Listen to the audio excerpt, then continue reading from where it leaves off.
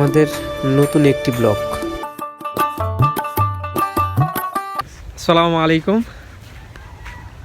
আমরা আজ এমন একটি ব্লগ করব যে ব্লগটির মাধ্যমে আপনারা দেখতে পারবেন গ্রামের সৌন্দর্য এবং গ্রামের মানুষ কিভাবে কাজ করে, এগুলাই আমি আজ আপনাদেরকে এই ব্লগের মাধ্যমে দেখাবো। ব্লগটি দেখতে থাকেন।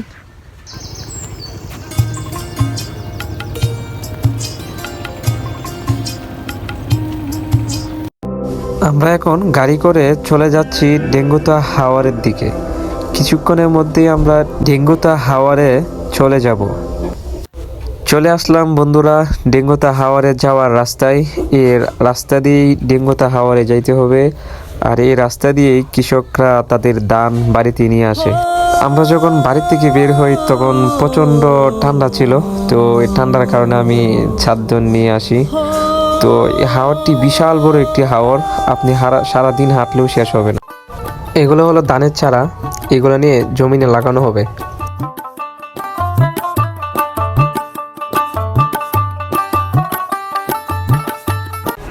আমাদের আগের দিনের ঐতিহ্য তারা এখনো ভুলেনি।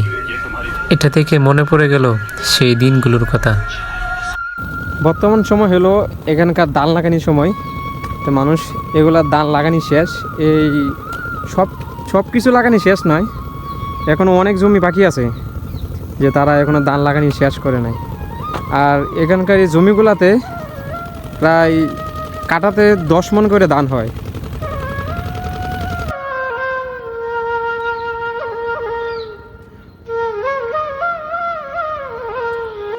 কি সুন্দর দেখতে এই হাঁসগুলা।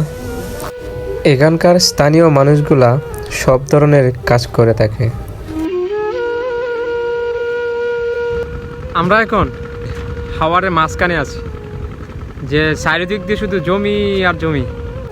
এই জমিগুলাতেও এখনো পানি রয়েছে, পানিগুলো শুকায় গেলেই এখানকার ধান লাগানি হবে।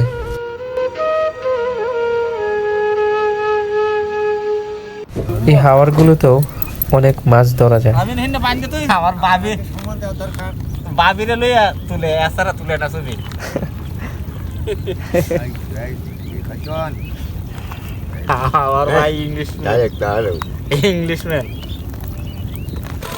এই সেলু মিশিং এর দ্বারাই এখানকার জমিগুলাতে পানি দেওয়া হয়।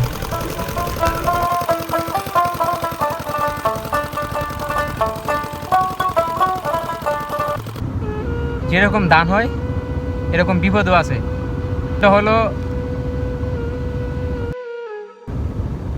এরকম কিছু হয় যে ধান কাটার আগেই যে আমগর ওইদিকে একটা বান আছে, যদি বান ছুটে যা তাইলে মনে করেন এই যে বান পানি আইসা ওই জমিগুলা সব তল করে দেয়। সব শাসকের বড় শাসক আমার দেশের শাসা, দেশপাচারী মুক্তিকামী দেশের সাজে আসা, কৃষি আমাদের দেশের গর্ব। এত বড় হাওর, আমাদের হাঁটতে হাঁটতে একেবারে সারা শরীর ব্যথা পড়ে গেল। এখানকার যারা জমি করে তারা কত পরিশ্রম করে।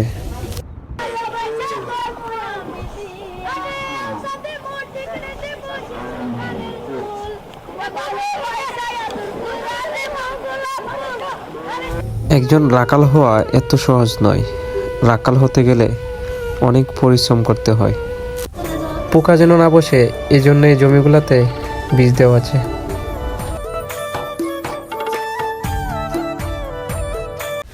সত্যি এজন্য এক অন্যরকম সৌন্দর্য। গ্রামে থাকলেই মন ভালো হয়ে যায়, মন তো চাই সবসময় গ্রামে কাটিয়ে দেয়।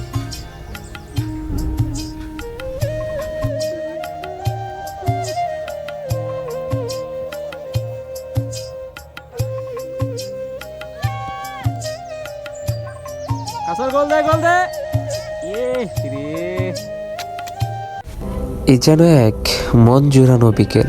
সারাদিনের ক্লান্ত যেন এখানে শেষ হয়ে যাচ্ছে।